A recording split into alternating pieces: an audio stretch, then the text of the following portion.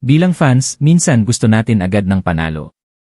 Pero ang totoo, ito yung klase ng laban na nagpapakita kung bakit tayo naniniwala kay Alex Ila, kung ikaw ay isang Pilipinong nanonood ng tennis.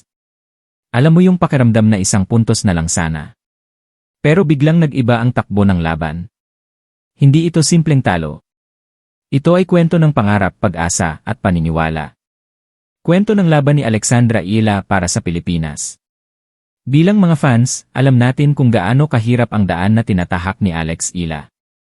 Hindi marami ang Pilipinong umaabot sa WTA semifinals.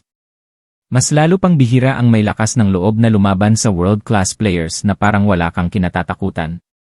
Kaya noong umabot si Alex sa semifinals ng WTA Classic 2026. Hindi lang ito basta match.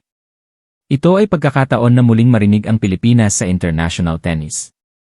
Aminin natin, napatayo tayo sa upuan noong may match point na si Alex Ila.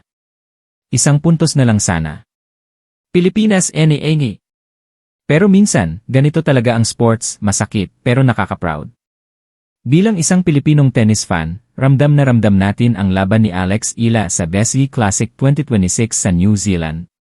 Noong naipanalo ni Alex ang unang set sa 7-5, mapapaisip ka talaga na, uy, kaya niya tuwa.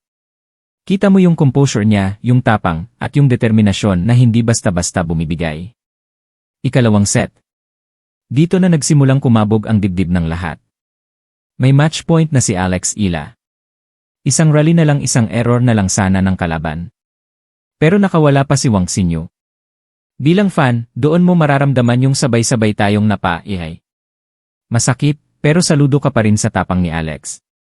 Ikatlong set. Sa huling set, ramdam na ramdam ang pagod. Pero kahit hirap na, lumalaban pa rin si Alex hanggang sa huling bola. Natalo siya sa score na 6-4, pero hindi siya natalo sa puso ng mga Pilipino. Hindi lang siya basta nanalo ng matches. Nilalagay niya ang Pilipinas sa world tennis map. Kahit natalo, masasabi natin.